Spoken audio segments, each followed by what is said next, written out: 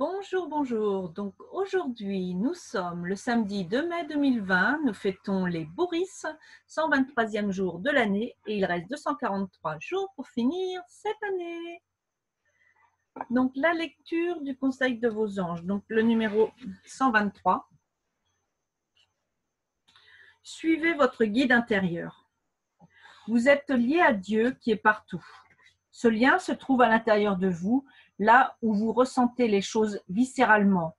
Quand vous écoutez ces sensations intuitives et que vous suivez leur message, vous vous rapprochez du ciel. Vous pouvez à chaque fois, et en tout temps, vous fier à l'exactitude de votre sixième sens, car il est le prolongement de la perfection de Dieu. Quand vous semblez vous écarter du droit chemin, rappelez-vous qu'il ne s'agit que d'un écart temporaire et que la cause n'est pas perdue. En effet, votre intuition ne disparaît jamais. Tout au plus, elle peut ne pas être entendue, et même alors votre guide intérieur demeure tout aussi fiable et exact que jamais. Pensée du jour. Je suis les conseils de mon guide intérieur en faisant confiance au message que m'envoient Dieu et les anges. Alors, je vais poursuivre donc la lecture du psy de poche. Alors, le psy de poche de Suzanne McMahon. Celui-ci. Donc, j'étais rendue à la page 12. Pardon. Des fois, j'ai des petits oublis comme ça. Donc, j'ai aussi, page 12, j'ai aussi écrit ce livre à l'attention de ceux qui se jettent sur tous les ouvrages de développement personnel dès leur parution. Ces lectures assidues cherchent le secret de la vie. Ils sont convaincus. Ces lecteurs assidus cherchent le secret de la vie. Ils sont convaincus qu'il suffit pour cela de trouver le bon livre. Je ne prétends pas que mon livre leur apportera la solution cherchée. Qu'ils lisent quand même ce que je dis du concept de paradoxe. Le paradoxe du secret de la vie, c'est justement qu'il n'y a pas de secret.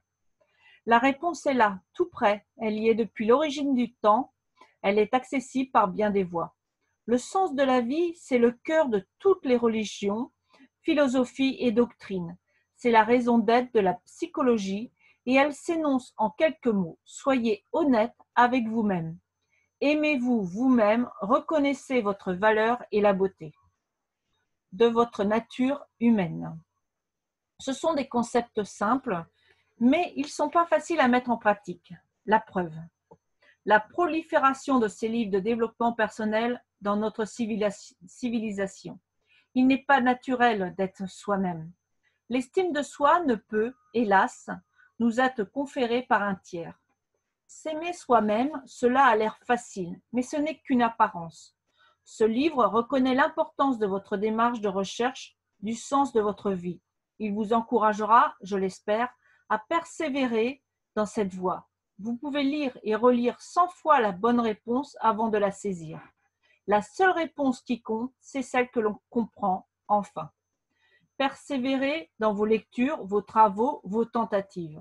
J'espère sincèrement que ce livre vous aidera dans vos recherches et vous permettra de découvrir votre valeur personnelle. J'ai aussi écrit ce livre pour les gens équilibrés qui savent s'apprécier à leur juste valeur. Sur cette planète de fous, aucun encouragement n'est superflu. Tous les appuis sont nécessaires. L'acquisition de l'estime de soi est un processus et non un objectif fixe. Chaque journée vous apporte de nouveaux défis, vous confronte à des difficultés, des souffrances et des deuils qui tentent à miner le sentiment de votre valeur et l'amour que vous avez pour vous-même. Qu'il est facile, en rencontrant un nouveau problème, d'oublier toutes les solutions que vous aviez précédemment trouvées.